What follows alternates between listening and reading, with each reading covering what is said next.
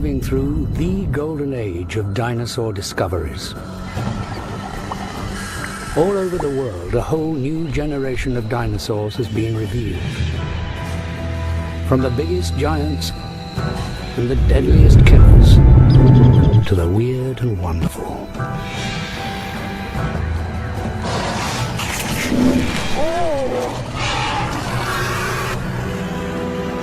From the Arctic to Africa, from South America to Asia.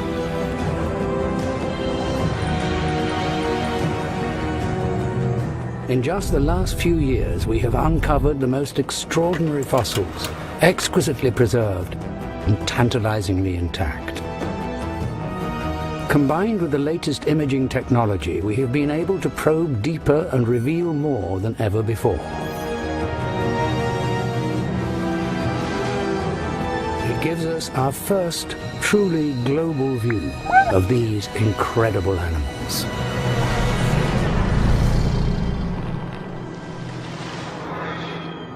Imagine if you could travel back in time to a time long before man. You would see huge changes in the vegetation and climate. Now you've reached a remarkable period in Earth's history known as the Cretaceous. This is a world ruled by dinosaurs. Animals such as T-Rex and Triceratops roam the landscape. However, this documentary is going further back, into the Jurassic. But first we are starting into the Triassic. During the Permian period, synapsids were highly common in their day. However, the Permian extinction wiped out 95% of all life. Ferns like Pleuromia survived. However, large areas of the Triassic were desert. The Earth is one supercontinent, Pangaea. This is Coelophysis. It is new form of reptile with hollow bones and stands upright on 2 feet, called the dinosaurs. Dinosaurs were mostly small like Coelophysis, only at 6.6 feet, and were mostly rare. This locomotion gives dinosaurs an advantage. Coelophysis means hollow form. It is one of the fastest animals here, but it isn't the only animal here.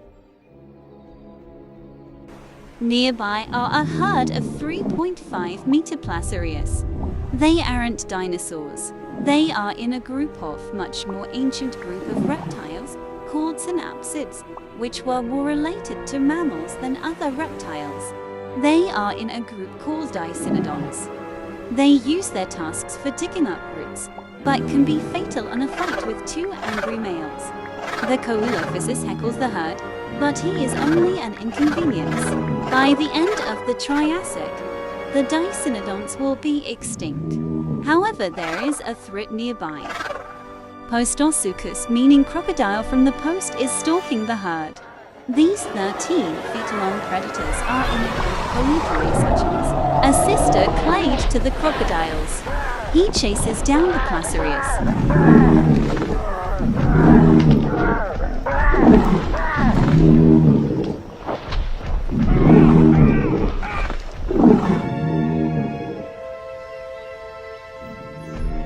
He kills and eats an old male, despite receiving fatal damage from the tusks. By the end of the Triassic, this group of crocodilians that stand on 2 feet like the dinosaurs will go extinct. In the skies, the first flying reptiles pterosaurs fly, first appearing 15 million years earlier. Pterosaurs are the first vertebrates with powered flight. This is Eudimorphodon. It is small at 3.3 feet. Native to Europe, this pterosaur will venture far and wide. It has a long tail and catches fish. Normally pterosaurs live in groups. However, this pterosaurus lost while his group soared over North America. Pterosaurs may have started as hopping, then gliding, then flying carnivores.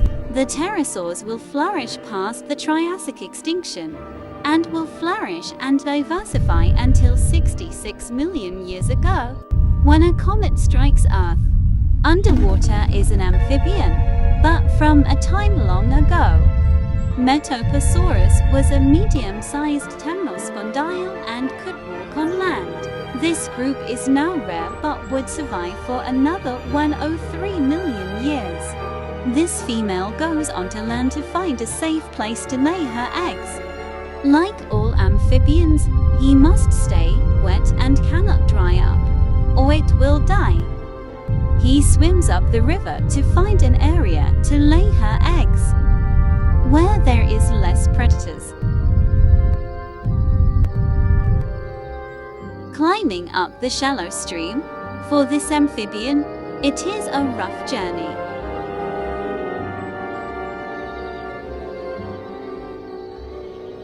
Finally, she finds a safe pond to lay her eggs.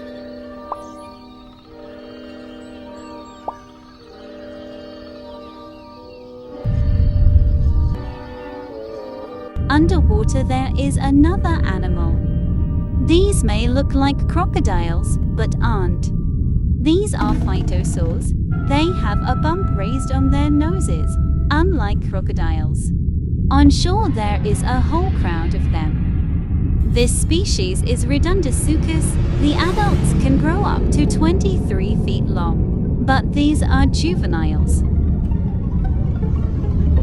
All phytosaurs will go extinct at the end of the Triassic. This individual climbs onto land. This male spots a female carrying a dead fish and tries to steal it from her. They live among other reptiles, such as the buck-toothed four-legged rhynchosaurs and small lizard lookalikes called dinosaurs.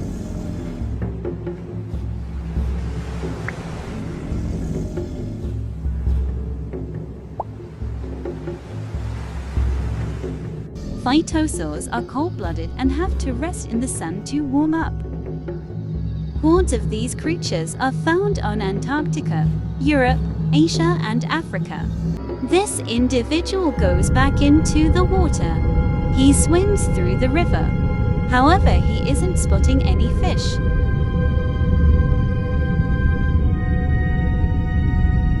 However, there is something much larger. A giant ichthyosaur at 69 feet. Shastasaurus is swimming through the river trying to get to the ocean. He is the largest thing to swim the Triassic seas.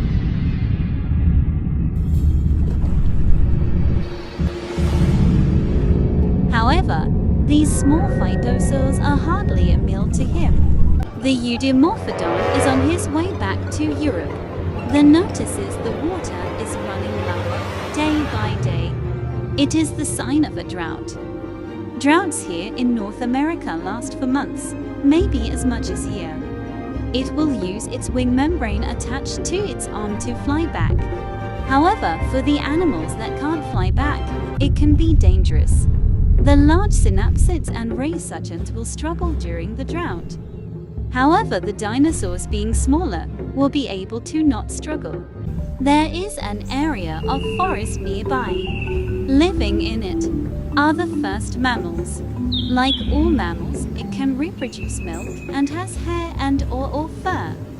However, the mammals will stay in the shadow of the dinosaurs. This species is the small Morganocodon.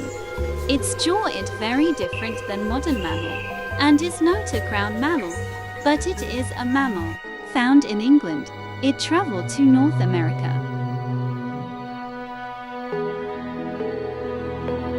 Postosuchus, after suffering a fatal wound, cannot hunt, so she goes to the last remaining water after she had her fill. This Postosuchus will struggle with her wound. The Coelophysis is looking for food. However, he is heckled by dinosaur look-alike ray suctions of similar size called feature.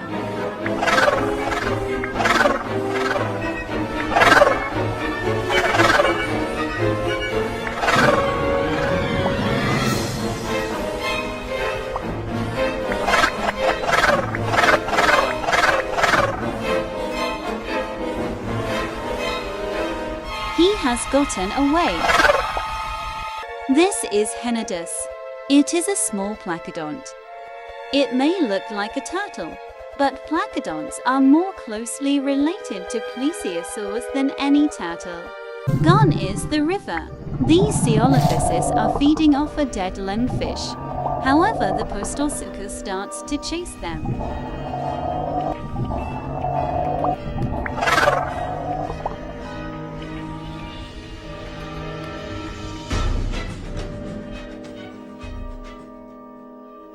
They have gotten away.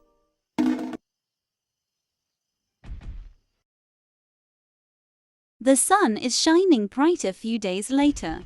It is now a total desert. These dinosaurs are the only ones that are thriving. A second pterosaur has arrived to drink up this puddle. But even she can't stay. Here is another animal that looks like a dinosaur. Desmatosuchus. It belongs in a group called the Dinosaurs, a group that died out at the end of the Triassic. A pack of 23-foot dinosaurs called Voyagerosaurus pop out and attack the Desmatosuchus. Both Coelophysis and Voyagerosaurus are theropods, a group of mostly meat-eating dinosaurs.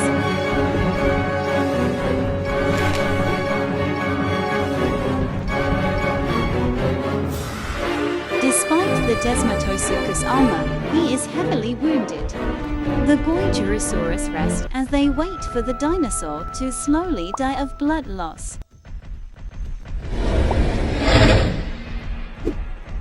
He takes a quick rest.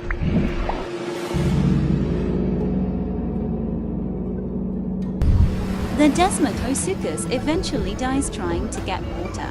The dinosaurs feast.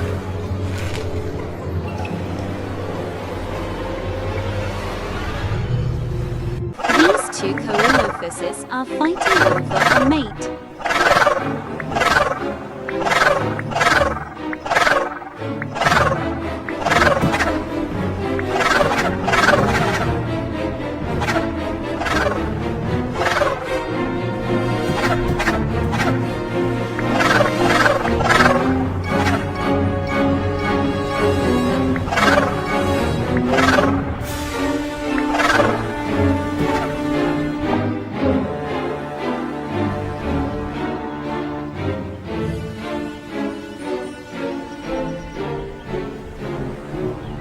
He has won.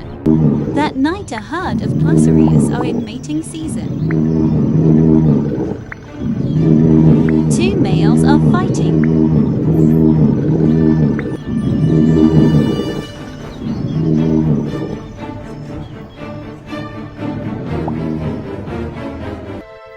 Under the merciless sun, the Postosuchus drops dead, possibly due to his wounds.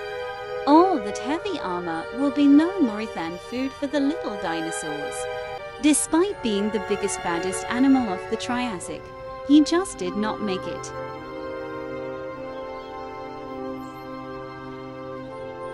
The giant crocodilians were no match for the drought. The dinosaurs are surviving, however, despite their luckiness here, they will only survive the Triassic extinction by sheer luck. The mammal is in an area that has not been affected by the drought. However, he is many miles away from the dinosaurs, so isn't affected as badly. The drought, however, is 9 months in already. The mammals will survive. The Coelophysis has spotted food.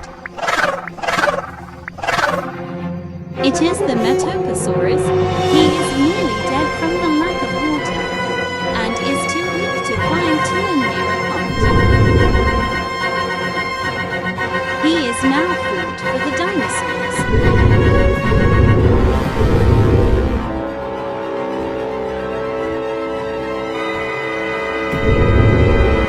A few months later, the rains finally arrive.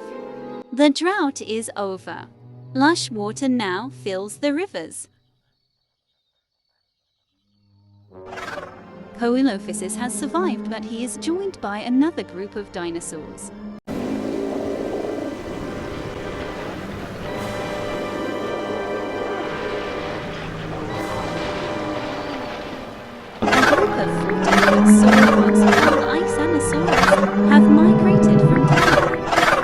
the sign of things to come.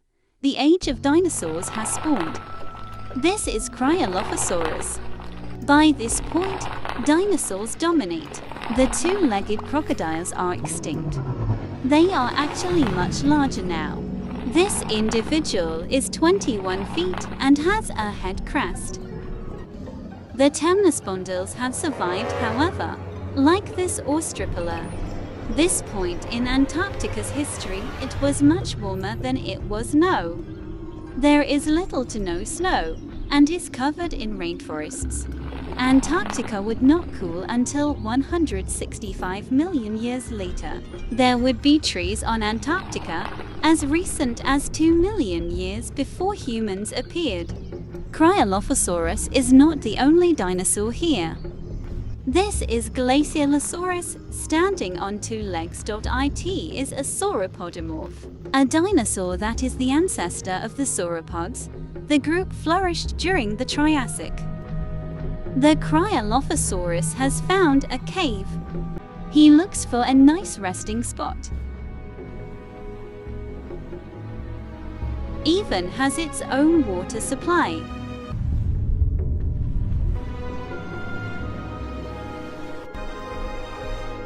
He is looking for something to eat. He scavenges and scares away a juvenile Cryolophosaurus.